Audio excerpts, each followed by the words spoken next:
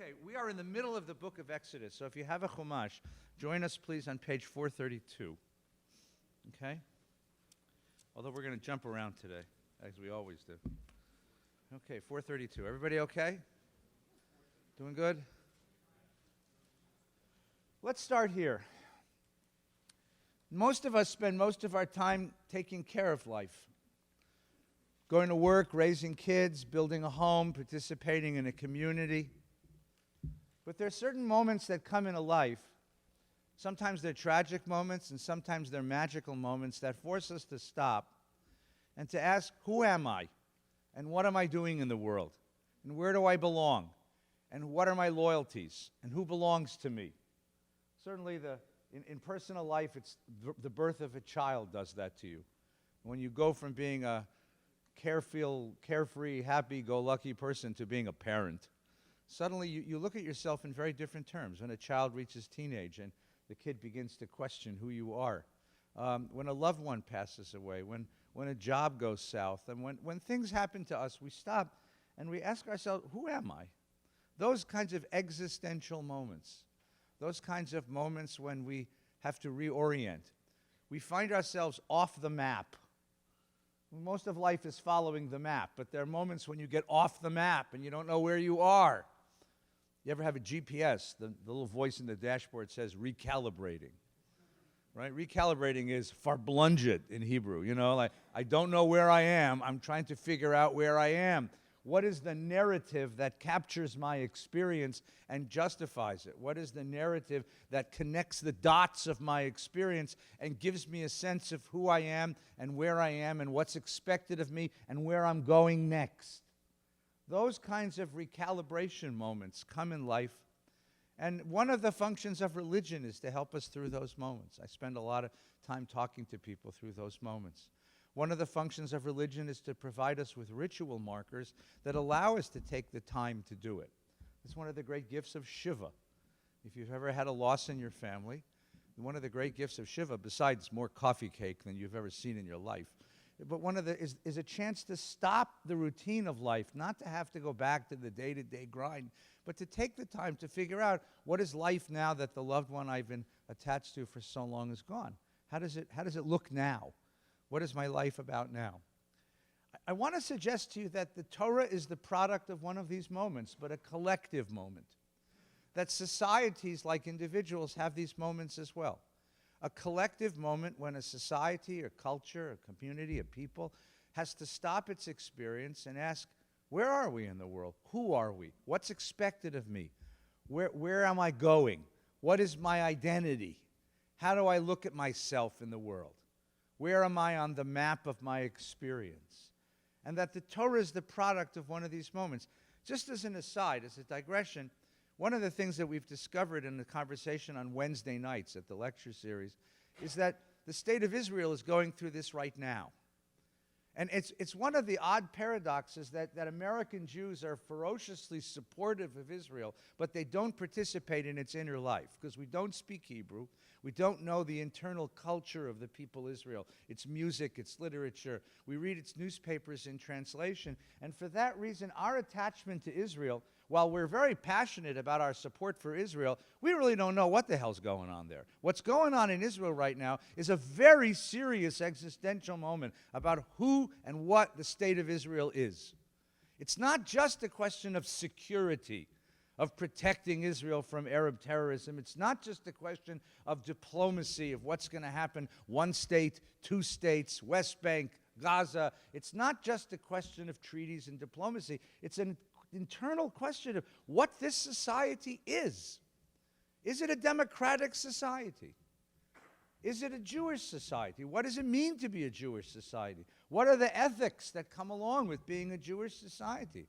And if you're in Israel and you can speak a modicum of Hebrew, it doesn't take a lot, you can begin to feel the unease of that conversation. Because that's what's going on in Israel. It's not just political instability, it's a very deep cultural instability. People are trying to figure out what this country is all about. And Netanyahu, the prime minister, has sort of held the country together while this process has begun. He's beginning to lose his grip on it. he's a hell of a lot more happy in Washington, where he has a sense that he's somebody, because when he steps back into Israel, holding all of the factions together in the conversation is not an easy thing to do. And that's what's going on in Israel. Now, to a lesser extent, I'd suggest, America's going through a similar kind of thing. I mean, the Trump presidency is, after all, 1 month old. Feels like 10 years, but it's been a month. But the part of the Trump presidency has been, a president who pledged that he was going to shake things up. I'm not sure that he understands what shaking things up does to people, right? What instability does. But what he's done is, this you have to give him credit for. He has caused us to go back and examine some of the fundamental principles upon which we govern ourselves and we conduct ourselves and we imagine ourselves. Who are we as a people? What is the nature of America? What is the nature of our prosperity and our power and our place in the world? I don't know if you've been listening to the news in the last couple of days, but the Vice President, Mr. Pence, and Senator McCain are in Munich at a major conference of international security, and there's an active debate going on within the administration and across the Senate and the administration about America's role in the world, about whether America wishes to play the role of leader of the free world. And this is a very interesting question of who we think we are. These kinds of existential questions come at these very critical moments. And they bring a sense of unease, because you can't be exactly sure what the heck's going on. And at the same time, they bring a sense of opportunity, because there's an invitation to be creative and to think again about who we are and where we are in the world. That's what's, I think, going on in Israel in a big way. It's going on in America in a slightly smaller way. And that's what you're going to read about in the text. So I put you in the following circumstance. There's a community of Israelites, of Jews, Judeans. In 586 BCE, 586 years before the year 0, the Babylonian Empire conquered Israel, destroyed the temple, and took the upper classes of Judeans from Jerusalem back to the Babylonian Empire. This was the Babylonian political move to pacify occupied territories. No political there. They simply took these leaders out of their land and resettled them in the imperial capital of Babylon, hoping that there, within a generation, separated from their land, separated from their language, separated from their culture, they would assimilate into the Babylonian Empire. Their kids would go to Babylonian football games on Friday nights, date Babylonian girls, go have big babbles at McBabble's restaurant, look for the golden arches, right? And within a generation, they would intermarry, intermingle, and culturally disappear. And therefore, you would no longer have a leading class to lead an insurgency against the empire. That was the idea. And that way, you would pacify the land that you had conquered and pacify its population. So here is this population of Jews, of Judeans, and they're living by the waters of Babylon. That really happened. There was a population of Judeans living by the waters of Babylon, and there they sat and there they wept. But not for long. Because after they finished weeping, they stood up and they asked themselves a question: do we want to go on? Or is this really the end of the Jewish project? And if we want to go on, as what? We have no land, no government, no king, no temple, no priests, no city, no material power in the world. We are at completely powerless people. We're living in somebody else's land. What are we? The grand collective identity crisis. There's no word, there's no category for what we are, because at that moment the word religion had not been invented. Religion was your culture. It was attached to land and language and family and place and people and history. Now, what happens if all those things get separated? What do you make of yourself? So this community sits down and tries to figure out do we want to go on, and if we want to go on, as what? As what? What is the nature of our existence? Where are we in the world? And there was, in addition to all of that, there was this massive problem of cognitive dissonance. Cognitive dissonance, right? What is cognitive dissonance? Cognitive dissonance is when your circumstances do not correspond to your identity. right? If you think you're Miss America, but you're not getting dates on Friday night. That's cognitive dissonance, right? Right? If you think you're a thin person, but the scale keeps lying to you, right? The scale says you're getting heavier. You know, it can't be. It can't be, right? That's called cognitive dissonance, right? What's cognitive dissonance? I think of myself as a chosen people of the God of the universe, but I find myself sitting here on the periphery of the world, on the margins of history, unable to control the conditions of my own existence. So who am I? So what am I in the world? And of course, the question is asked, in a mature way by the adult community, but you can only imagine how the teenagers put it. Like mom and dad, like, why do we got to go on being Jewish, for God's sakes? We live in Babylon. Come to McBabbles and have a Whopper. Why can't I date her? Why can't I assimilate into the teenagers have with credit to all the teenagers in the room, you have a wonderful way of putting identity crises. So this text that we're holding, this is the debate. I can't imagine there was one answer, because they're Jews. No, there's not one answer in any Jewish question. There was an argument, a debate, and what you have here is a set of answers. Now, the answers are not going to be phrased in discursive philosophical language. They're going to be phrased as stories. They're going to be phrased as stories. First of all, because when we try to figure out questions of identity, we always tell stories. If I ask you how you got here, you'll tell me a story. Oh my God, was Ventura Boulevard flooded? So I turned left and I went up Wells and I turned left. Right? You tell a story when you describe identity. And more than that, stories carry identity, the truth of identity, in a way that discursive philosophical language can't. So what we have here is a set of stories about who and what we are. Last week, we read the first of them, that story of the Red Sea. Think of that story as a statement of identity. We started out as slaves, and God saw us in our slavery and redeemed us from slavery, the language of the Seder, with a mighty hand and an outstretched arm, and brought us across the wilderness to the Red Sea, and then across the Red Sea, and we arrived at the other side of the Red Sea, and we sang a song to God, Mi chamocha ba'elim Adonai. That's one answer to the question. Which means what? What is the answer to that? What's that answer? We are the beneficiaries of a God who has a stake in human history. And that God will redeem us from this exile in the same way that God redeemed us from Egyptian exile. So our being here in Babylon is only temporary. Wait, you will see. There's a God in history who will redeem us yet. There is a God in history who will redeem us yet. And our job is to remain patient, not to mess too much with the conditions of our existence, because soon you will see that horrible plagues will fall upon the Babylonians. That was answer number one.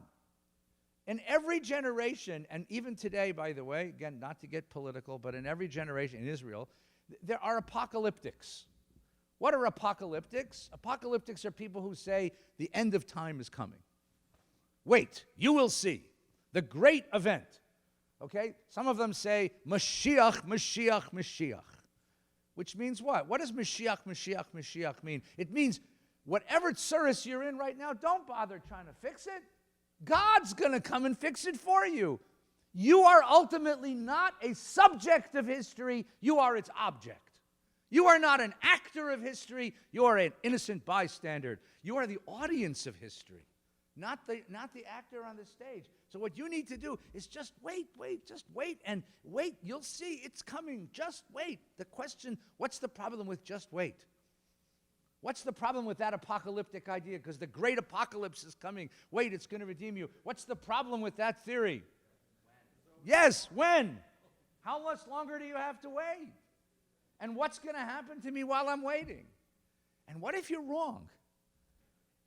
What if Mashiach isn't coming so quick, Because im yitmameya, Mashiach's had an interesting career of not showing up. You know the joke about the guy who comes to town and sees his friend standing on the wall? And he says, what are you standing on the wall? He says, it's my new job. He says, what's your job? I'm waiting for the Messiah. My job is to wait for the Messiah. And when the Messiah comes, I alert the town. And they say, they pay you for this? He says, no, not much. But it's steady work. You want to wait? Wait. That's answer number one. Wait. History will redeem you. History will redeem you. This became, for many Jews, the operant philosophy of exile, of galut. This is what the Zionists criticized as the galut mentality. What is a galut mentality? Galut means exile. We are in exile. We earned our exile because we sinned. God will redeem us. Just wait. So when Zionism rose up in the late 19th century, it was a rebellion against traditional Judaism. Because what did the Zionists say? In good Hebrew, they said, genug shoin. Enough waiting already. We've waited long enough. Waiting isn't going to redeem you. Waiting will get you killed. Right? Waiting will get you killed. It's time to leave that theory of history and enter a different theory of history.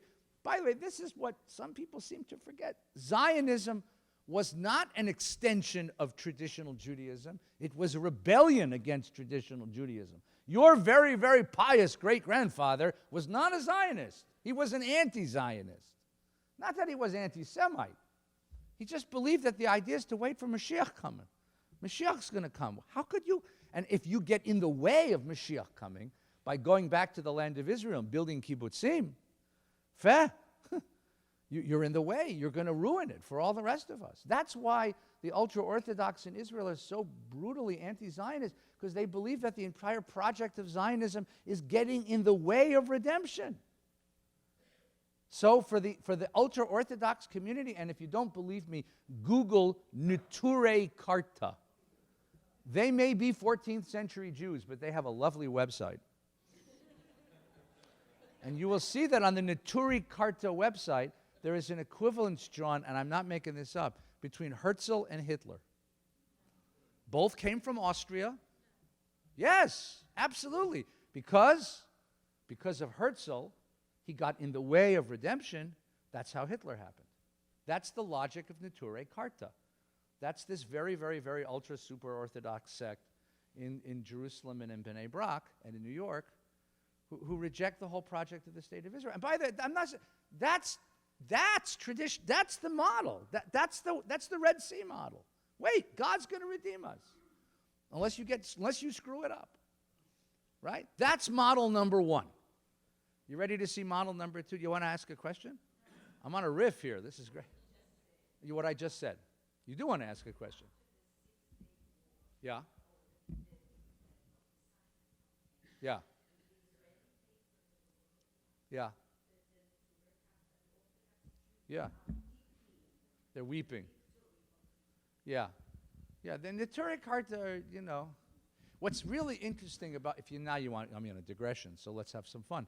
So what's interesting is that they've been in Israel now 3 generations, sometimes 4 generations. They've been there a long time.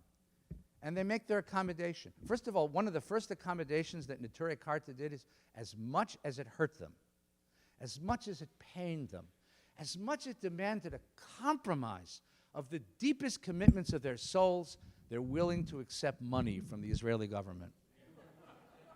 Can you imagine? What charitable people, accepting money. What an act of self-sacrifice. And you know whose picture's on that money? Those shkutzim who destroy Jewish history. But we're willing to hold our nose and take hundreds of millions of shekels to support the yeshivot and the families and the structure of that world, that Haredi world, because, well, it's just an act of goodness. Because they figure as long as they're learning Torah, the state of Israel is safe. See, they can't go to the army, don't you understand? Because they're learning Torah all day long. The kid on the border with the machine gun isn't the one protecting you from the evils of the world. It's the kid who sits in yeshiva all day learning Torah. Yeah, that's right. He's defending the state of Israel. That's the logic. No, but let's understand the logic. That's the logic. So this idea that we want to take the kid out of the yeshiva, train him to fight, put him in a uniform with a gun on a border, is going to threaten the long-term security of the state of Israel. Israel's safe only so long as he sits in yeshiva. Right, you see the logic? It makes perfect sense. Don't you think it makes perfect sense? Right, okay, yes, please. Well, this is part of the discussion of what it means to have a Jewish country. See, one of the problems was we didn't have 300 years to sort of debate what it would mean to have a Jewish country and then launch the country. Normally when you're doing, like I work here in the synagogue, right? So we normally, Rabbi Farkas here, and Mr. Pacino's here, we sit for hours and hours debating what we want to accomplish in synagogue programming before we launch programs. Hours and hours and hours of debate, right? So 10 minutes of debate, and then we... The Jewish people didn't have the luxury of 300 years to develop a political theory. They had a window, literally a window. One day window, November 29th, 1947, the UN said, you want a state? You have 24 hours to say yes or no, right? Not actually 6 months to say yes or no. So in May of 1948, Mr. Ben-Gurion had a conversation. Do we want a state or don't we want a state? Do we accept the partition plan and declare independence, or do we turn over the state of Israel to the Trusteeship Council of the United Nations? This really happened. And there were 13 members of the council, 13 members of the governing council of the Yishuv. 3 of them were in jail. So there was 10 members of the council. Already that's a problem. And they started meeting at 3 in the afternoon, and at 4 o'clock in the morning they took a vote.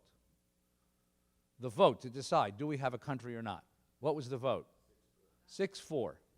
You want to know how miracles happen in the world?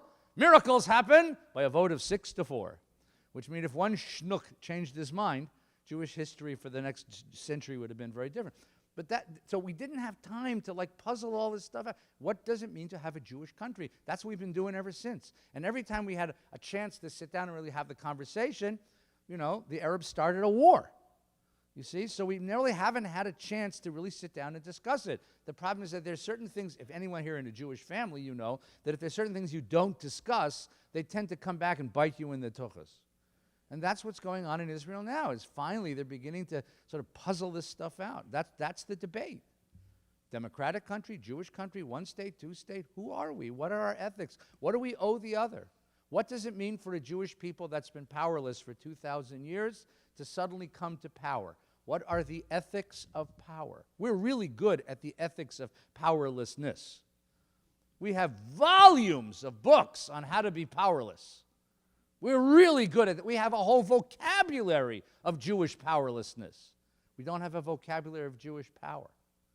So this is a serious... My teacher, Moshe Halbertal, is my teacher at Hartman. He also teaches at the Hebrew University. He wrote the Code of Ethics of the Israeli Defense Force. Somebody had to write it, and he's the smartest person in the country. So he wrote the Code of Ethics, and he'd come to class in the morning with this look of pain on his face because they'd call him every morning and tell him how many times that Code of Ethics was violated. What does it mean to have a Code of Ethics for a military? We never had that before. You won't find that in the Gemara anywhere. He had to do a lot of research to figure out how a Jewish army conducts itself. These are serious issues. So this is what's going on in Israel right now. I don't know if that was the question, but that was the answer. All right, you want to get to the text? Unless someone has another comment they want to make. I want to get to the text, right? Another comment? Yeah.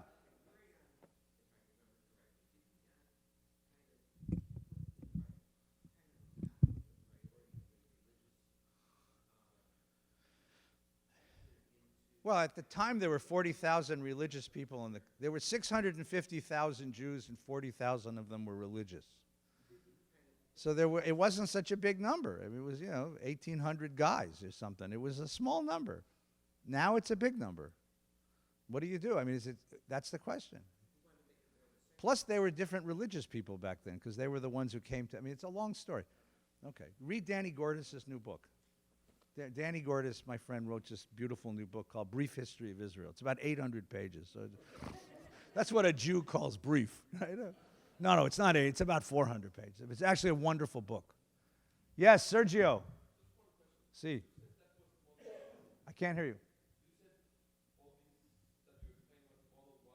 Yeah, here's model 2. You ready? Turn to page 436. Chapter 19.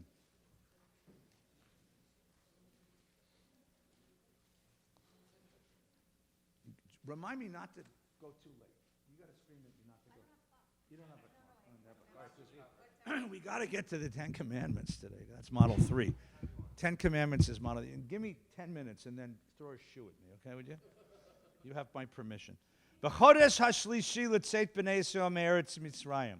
On the 3rd month after they left Egypt, okay, they entered the wilderness of Sinai. What's Sinai? Sinai is the symbol of the discussion. Sinai is the place where we're going to have the conversation. What does it mean to be a Jewish people? That's what the Sinai. So we had the one model, which is the Red Sea model. Now we're going to get model number 2, which is Sinai. You ready? Having journeyed from Rephidim, they entered Sinai and encamped in the wilderness. You're going to find this text very badly edited. And I'll tell you why it's very badly. It's not badly edited because the editors weren't adept. On the contrary, it's the opposite. It's badly edited because it's supposed to mimic a conversation. Right? If you were to take a transcript of your Shabbos table when your family was having a heated conversation, it would look like this. It would say, so you're going to see the roughness of the language. It's trying to mimic, I think, the argument over, what do you mean? Right? That's the argument. And the passion of the argument is mimicked in the roughness of the editing. Because the Torah can be beautifully edited when it wants to be. Now it doesn't want to be.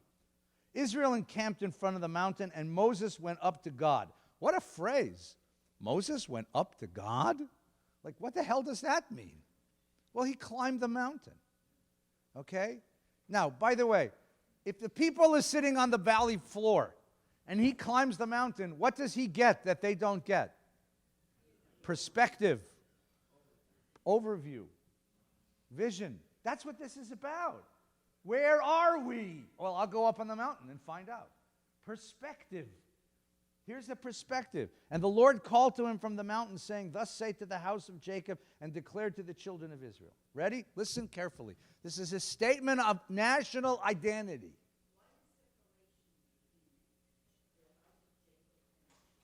Because it's poetic. It's poetic.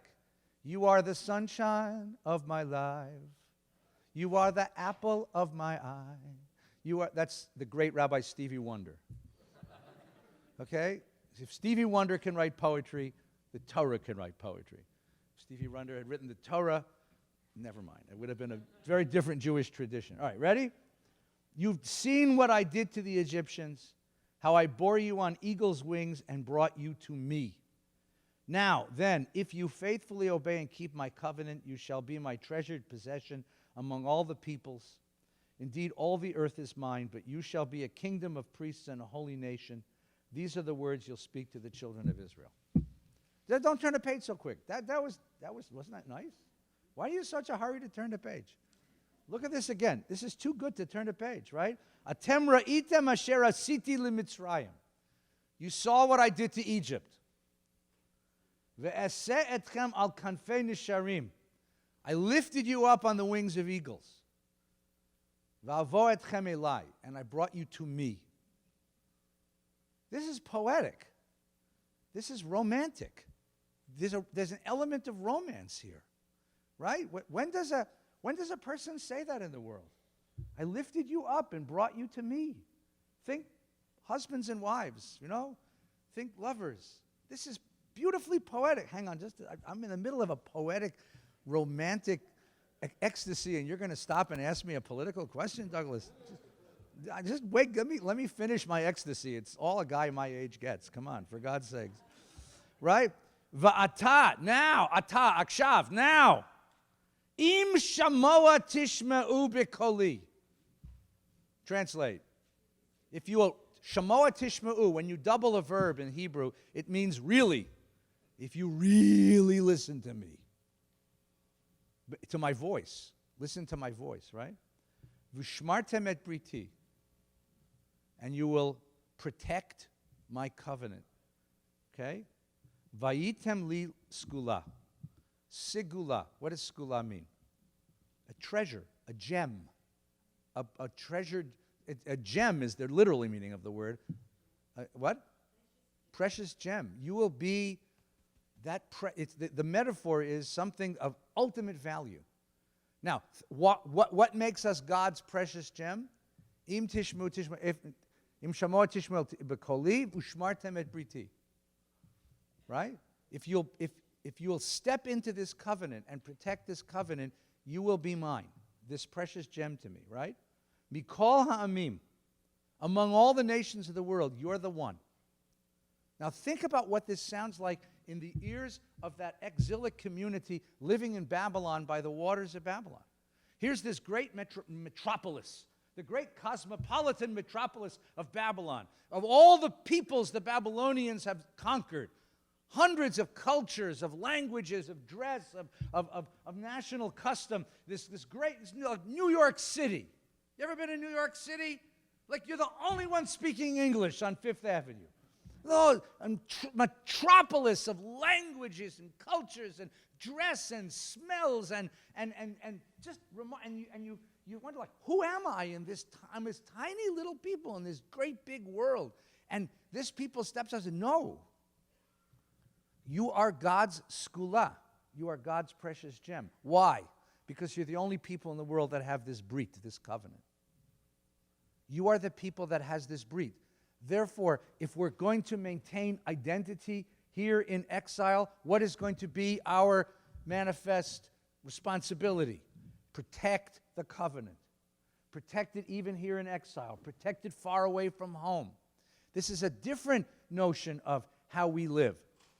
We're not going to wait for an apocalypse to come and save us. If that happens, great, but that's not the strategy. What's the strategy? Find a way to protect the covenant here. Im shamoa tishma'u bekoli.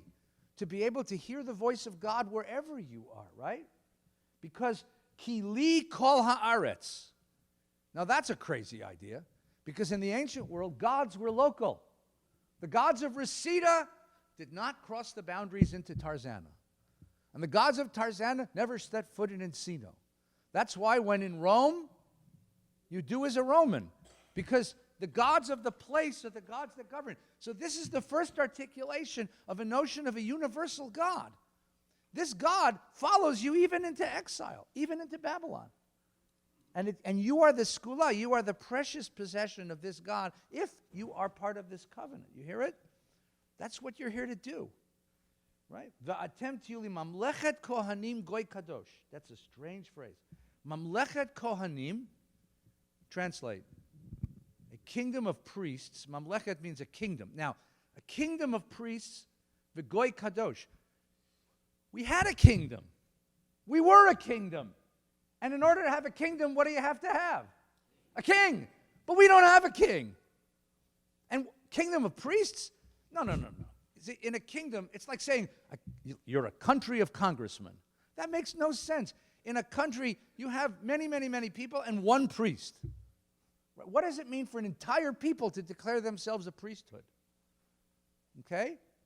What does it mean for an entire people to declare themselves a... Well, put it this way. Let's play the analogy.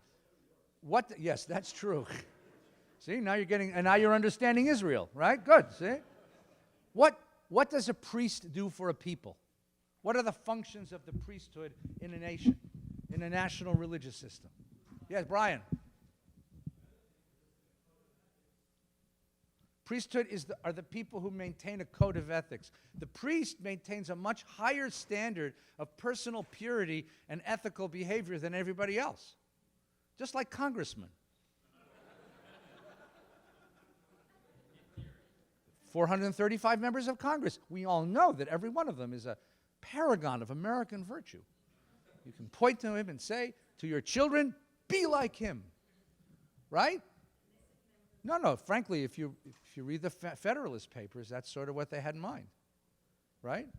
So here's the notion. The priest is a paragon of ethics. What else is a priest? What does a priest do?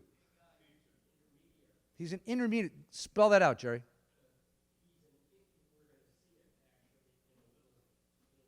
Don't tell us what's coming, but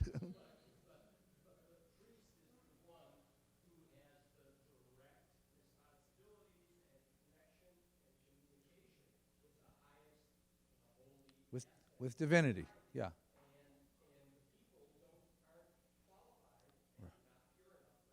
Right. Okay. So the priest is the intermediary between the common folk and the divinity.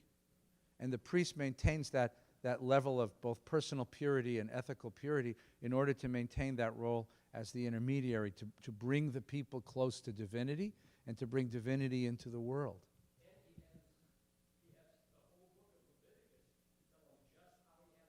Well, that's this. There's a certain amount of expertise that goes with this. There's a certain amount of professionalism, of expertise. There's a family tradition of how to do this. Now, just stop for a second and ask yourself this question. What's being negotiated here? I have this exilic community. They're sitting by the waters of Babylon. They're asking the question, who are we? And here we have an answer. And the answer we're given here is, you are Mamlechet Kohanim V'Goy Kadosh. You are this kingdom of priests.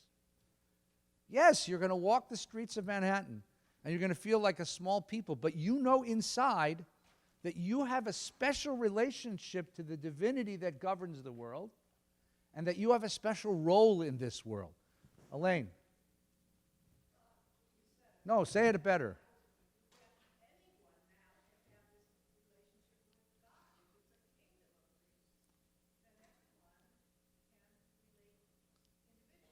All right, so let's play this backwards, okay? Normally, we have this character called the priest. And we who live in the community, we know what he does. We look upon him in a certain way. What the Torah is doing here is saying that role is no longer reserved for that individual or that class of people. The status of that role is now incumbent upon everybody. And the demands of that role are incumbent on everybody. And in fact, I would play it the other way. What the priest is to your village, you are to the world. What the priest does for the village, you now have to do for the world. The reason I put you in exile was it wasn't a destruction and it wasn't a punishment. It was a reassignment of your role. You have been reassigned. What is your new job? I want you in the world doing the job of the priest. Because somebody has to take responsibility to connect this world in all of its ethical junk to divinity and the vision of humanity that comes with divinity. So I put you in exile for what purpose? This was the philosophy of Franz Rosenzweig. Franz Rosenzweig was a great anti-Zionist. Well, Zionism didn't exist when he was, well, it did a little bit. But Franz Rosenzweig's idea was we are in the world because we have this job of playing this role of priesthood to all of humanity. That's why God put us in exile. We are not being punished. That's not why we're in exile. Ladies and gentlemen, we have not been punished. That's not why our temple was destroyed. We are on a secret mission from God. We are God's agents. I'm 0018. Right? I am the man from Yud Hey Vav Hey. Right? We are on a secret mission from the Lord to raise the divinity of humanity. That's our job. And by the way, that harks back to something that Abraham was told. What was Abraham told? Hayeh bracha, be a blessing, v'nivrechu b'cha kol mishpachot ha'adama, and all the nations of the earth will be blessed in you. How are you going to bless them if you live in Israel? Well, online, obviously, but you'd be much better off if you lived elsewhere because you could do that function wherever you are. So now we have a new idea of who you are. You're not being punished. You're not being exiled. You're on a secret mission from God. Now, if I tell you you're on a secret mission of God, what does that make you? It makes you Superman. No. On the outside, I'm Clark Kent. Mild-mannered Babylonian. What you don't know is that there's a big shin on my shirt inside, right? That's coming for Purim, right? And all I need to do is step into a phone booth, which they had in Babylon, right, before cell phones were invented, and I take off my Clark Kent outfit, and I do my Goy Kadosh thing, my Mamlechet Kohanim thing. That's the new identity. Hang on just one second. Doug's first, then Wendy. Go ahead.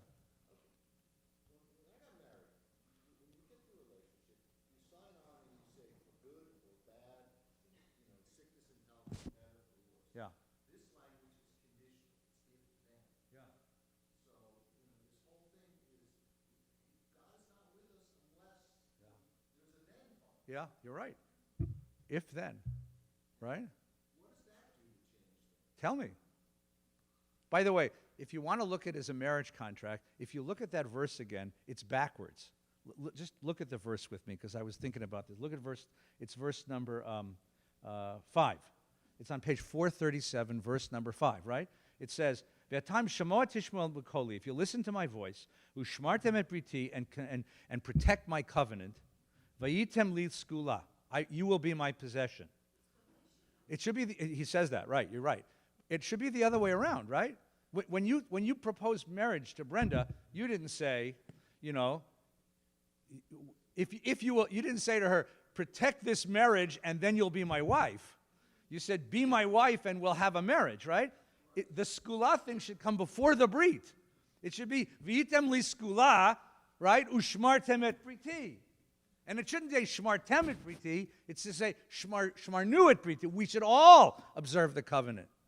Because you could ask the questions, okay, I've done my part, God, nu. It raises interesting questions.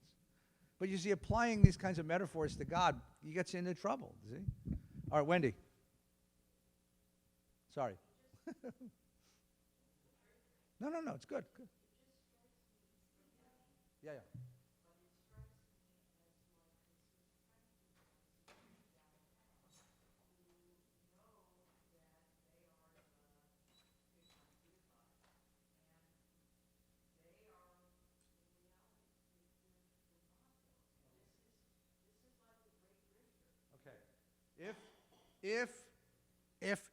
If this were this hallucination, light, if it's in a hallucination that God spoke to me and told me that I'm his special God, I'm Jesus, right?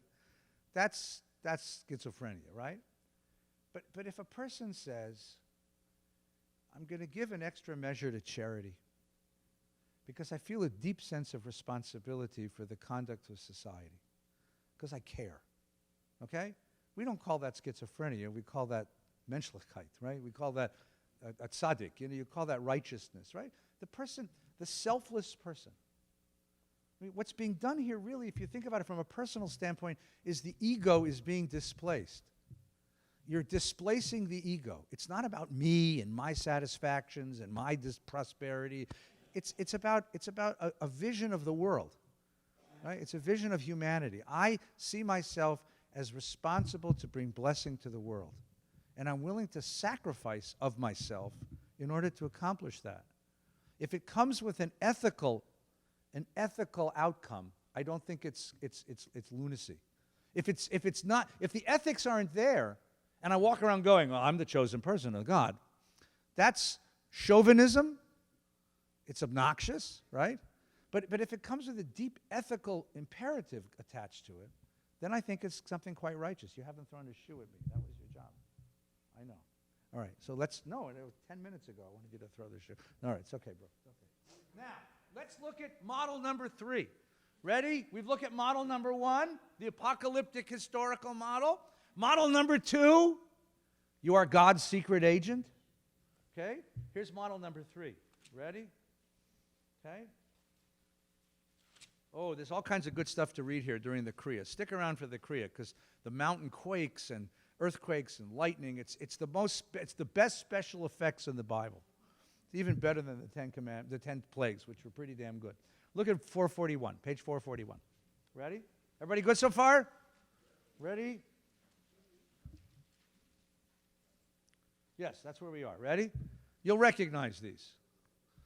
This is long before David Letterman, the first top 10 list. Number 10.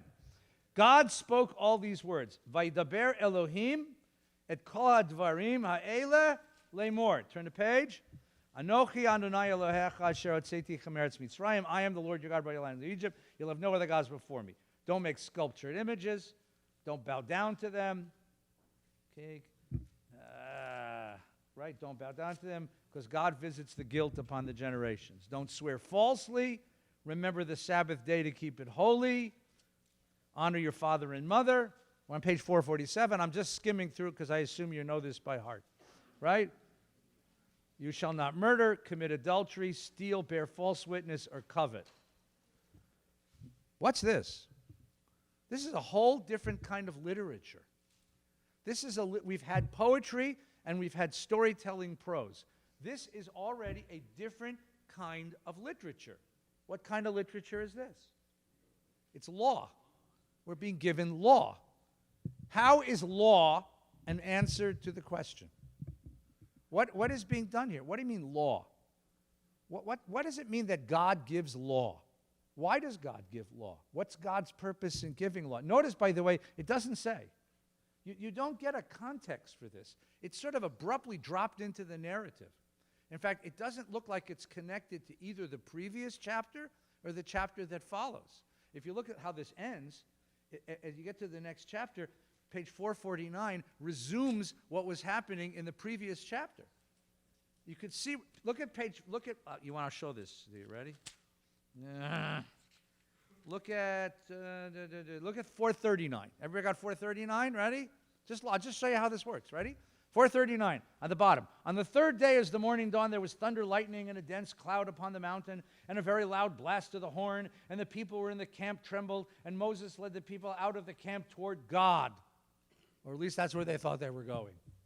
And they took their place at the foot of the mountain, and the mountain was all in smoke. The Lord had come down in fire, and the whole mountain trembled violently. What do we got here?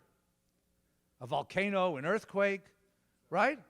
And it ends, right? And God says, don't let the people come close. It's dangerous.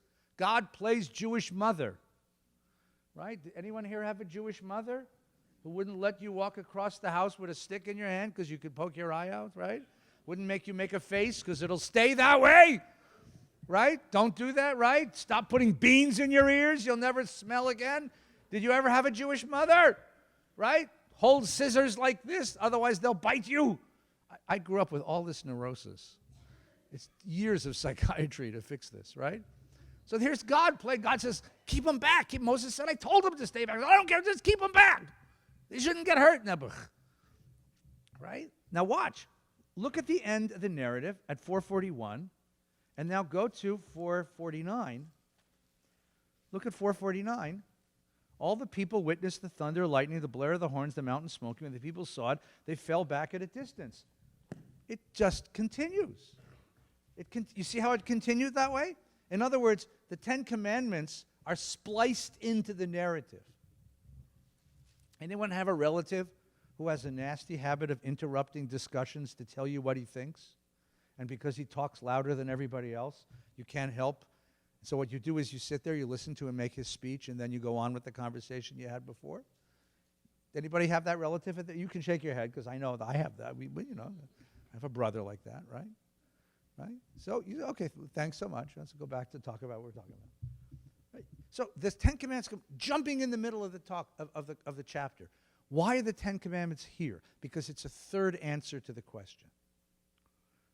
We had one answer, which is, wait, God will redeem you. God is the actor of history. The second answer was, you've been put into this position to accomplish something for the Lord. Now we have a third one. And what's the third one? Well, what is the Ten Commandments? What does it what does it do? It's a way to live. It's a way to live. Here we're going to develop a new identity. You're not a political people anymore. You don't have a land and a government and an army. You're living in someone else's land, someone else's place. But you have a special way to live. And the way that you live reflects the divinity that founded you. You now carry divinity into your own life, given the way that you live. Right? Last time we saw this great moment when God splits the sea and history is born, right? God splits the sea and history is born. Now you're being told something else. That's not how the world changes. That's not how you conduct Jewish life. Remember the other narrative we read at the very end last week? 3 days after the sea split, what happened? We start kvetching again. That's the half-life of a miracle.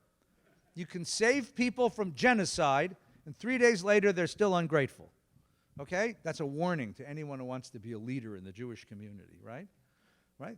People are going to kvetch. Doesn't matter, right? We gave them a country, they kvetch, right? Kvetch, always kvetch, right? Now, so the Bible comes up with a different idea. The problem isn't getting the people out of Egypt. The problem is getting the Egypt out of the people. And the way to do that is with a series of small steps, beginning to change the way that you are in the world, a way of living. Now, law is an interesting move. Law is an interesting mechanism because law rests on a paradox. And here's the paradox. Because you are not perfect, you need law. But because you have the potential to perfect yourself, you can abide by the law. Do you hear the paradox? You need the law because if I didn't tell you what to do, you wouldn't do it. You wouldn't make Shabbos if you didn't have a commandment to make Shabbos. You'd work 7 days a week, right? You'd be checking your cell phone right now if you weren't sitting in synagogue. That's because you're addicted to your work. So once a week, I tell you, put away the damn phone, turn to the people you love, and tell them how much they mean to you. Enjoy the world. Make a Shabbat. You need that because otherwise it doesn't come naturally. You are not naturally inclined to that kind of moral behavior, but you have the capacity to do it. You have the capacity to do it. You have the capacity to fulfill this commandment. So you have an unrealized potential within you. Now, by the way, this is going to be one of the points of contention with the Christian tradition.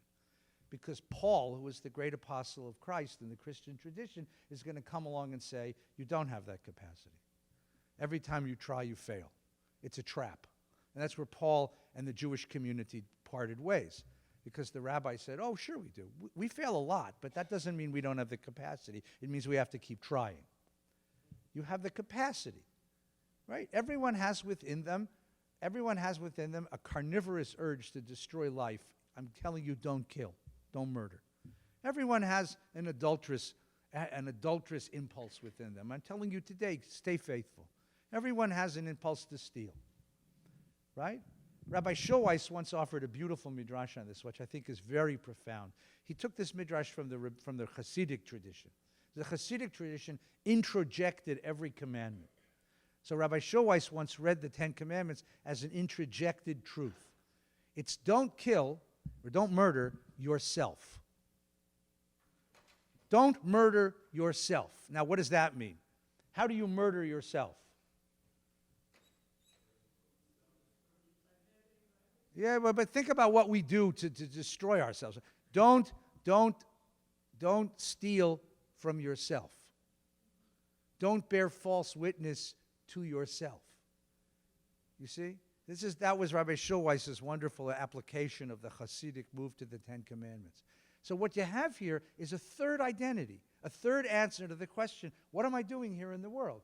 What I'm doing here in the world is trying to maintain a sense of trying to maintain this lifestyle because it raises my ethical standard, it raises my divinity. I'm practicing my divinity, and I can do that any place. I don't have to be in Eretz Yisrael to do that. I don't have to be in Jerusalem to do that. That can happen anywhere. And so you have the birth of an idea of Judaism, of not just the Jewish people, but not just Jewish people as a political entity, but as a culture, religious culture, whose purpose is to change the way we are as human beings, to perfect us as human beings. Yes, Wendy?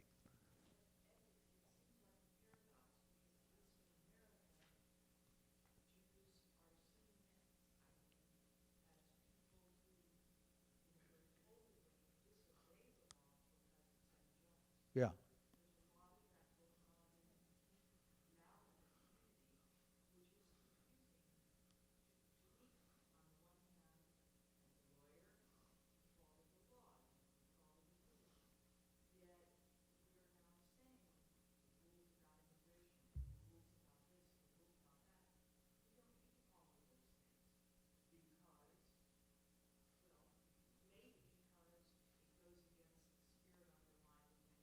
So none of this is the right question. This is a very good question. Yeah, the question is, what about those circumstances in which you disobey the law? Or you disobey the law out of loyalty to the principle or the spirit of the law? So let me give you a secret. Maybe you didn't know. This isn't the last book Jews ever wrote. In fact, this is only the first of many. When you open the Talmud, what the Talmud is exactly what you just said. It says, don't steal. Okay? What does that mean in real life? How far can I go in a business transaction before ruthless business transactions become larceny? What's the rule, right? If I happen to know something about the product that I'm selling and the buyer doesn't know it, am I obligated to reveal to the buyer the flaw in the product I'm selling, or is that considered larceny? Caveat emptor? Let the buyer beware? Or is there some basic humanity that is expected of buyers and sellers? And so you end up with and by the way, there's a whole volume of the Talmud on that question. On that very question, right? I brought it into Target once and showed it to the guy. He said, you sold me this camera. It doesn't work. I want to show you the Gemara on this. He said, I'll give you back the money. Save me the time. No, but see, this is a serious question. How do you apply lofty legal, ethical principles to the hard realities of a compromised world? That's Talmud. That's exactly Talmudic design. So what do I do